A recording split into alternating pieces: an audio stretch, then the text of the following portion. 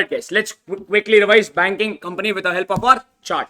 First, every banking company is at least required to transfer 20% of their current year profit to what?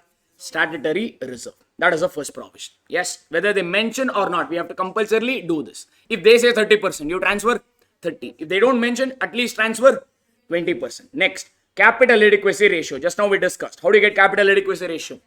Capital funds divided by risk-weighted assets plus off-balance sheet items.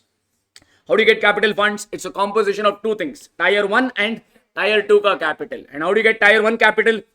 Paid up capital plus statutory reserve plus any other free reserves plus securities premium plus capital reserve. If you have any intangible assets, deduct. If you have current year loss, deduct. Accumulated loss, deduct. Therefore, tax asset also deducted.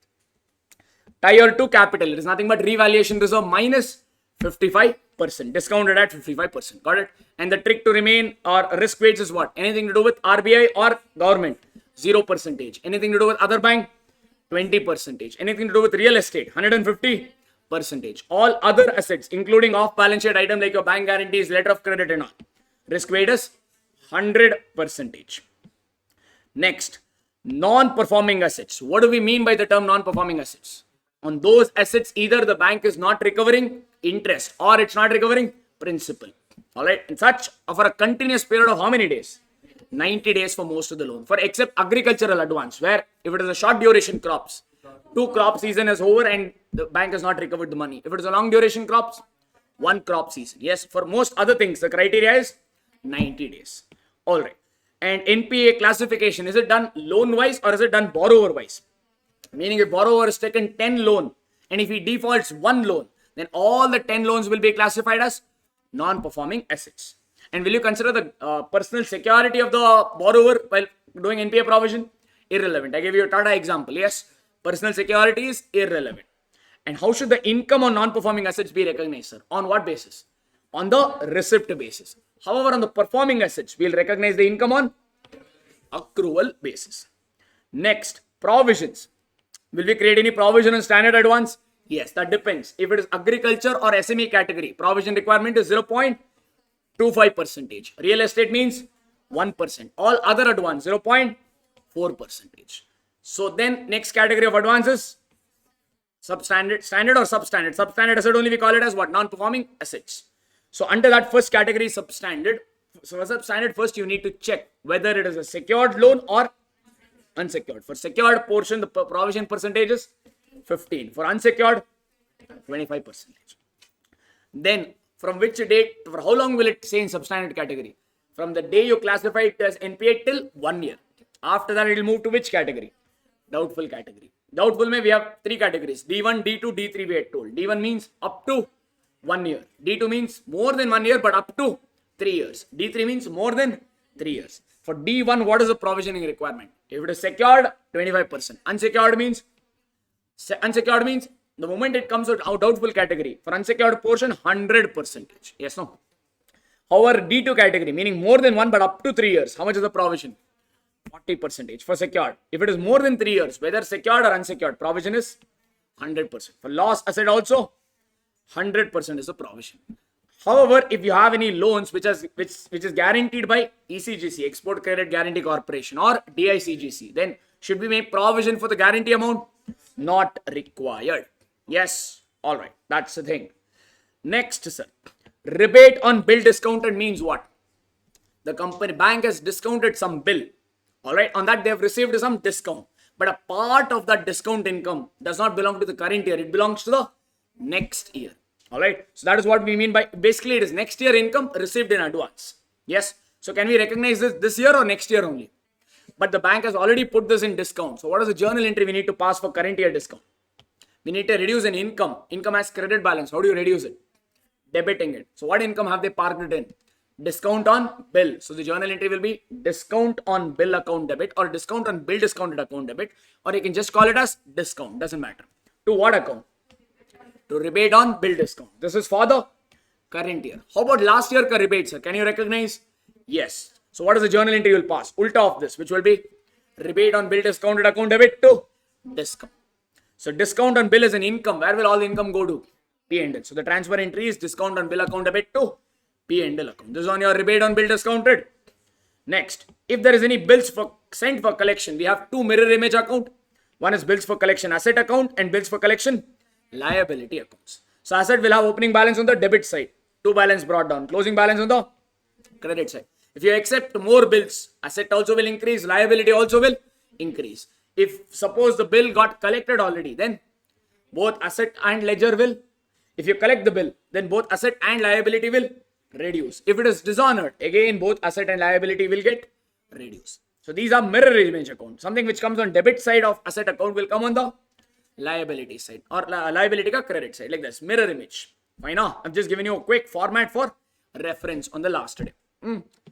Next we saw acceptance, endorsement and other obligation account. This is a liability. No, so first thing you'll write is by balance brought down. If bank has accepted more obligations in the current year, so that means obligation will be same or it will increase. So what is the entry we'll pass? But we'll write by constituents liability for acceptance, endorsement, etc. This is for current year ka acceptance. Yes, no. Suppose the acceptance is honored by the bank, then obligation will be same or it will reduce. Reduce. If the client has paid off the obligation, then will it be same or it will reduce? Again it will reduce. Suppose client failed to pay, then bank has to pay. Then still obligation will still what? It will reduce. So under these three circumstances, it will reduce. Then finally you will have what? The closing balance. Fine. Now, will this come in your balance sheet or all these are off balance sheet items? Off balance sheet item. Contingent liabilities basically. Next one. I've given you balance sheet ka and P&L ka format. Balance sheet, simple way to remember is what? CRDBO. C for capital. R for reserves. D for deposits. B for borrowings. O for other liabilities. CRDBO. Alright. And for your asset side, CBIAFO. C for cash and balance with RBI. B for balance with other banks and money at call and short notice. Then I for investment. A for advance. F for fixed assets. O for other assets. And I've given you with schedule number. Schedule number 13 is for, or schedule number 12 is for contingent liability. Like your acceptance, endorsements, blah, blah, blah. If at all you have, you just show that outside your balance sheet. Then P&L ka format. P&L ka two incomes will be there. That is interest income and other income. Schedule 13 and 14. That becomes your total income. Under expenditure, we'll have three categories. What are those? Interest expended, operating expenditure, and then provisions and contingencies. Under provisions and contingencies, you'll write provision for tax, provisions for NPA, provisions for doubtful debts, whatever is there gets clubbed here. Okay, no? So that means you get total expense. From total income, if you deduct total expense, you're going to get profit or loss for the current period. Yes, no? To this, you add brought forward profit or loss. You're going to get the total profit with which you start your appropriations. 4 appropriations possible. One is transferred to statutory reserve. At least what? 20% of current year profit. And if there's any transfer, there could be transferred to other reserves or some dividend adjustments. Lastly, any balance remaining will go off to balance sheet. So this is your summary on banking. All right. Thank you. So guys, I think I already mentioned this. Just in case you're not aware, I'll just retrace it. Chart books, if you want to buy by any chance, you can go to website known as learn.arivupro.com. Just now we covered the charts, right? If you want to buy that, you can go to learn.arivupro.com. Under that, you select, when you pop into that website, you'll see all these options. Select CA. Under CA, you'll be able to see a CA intermediate.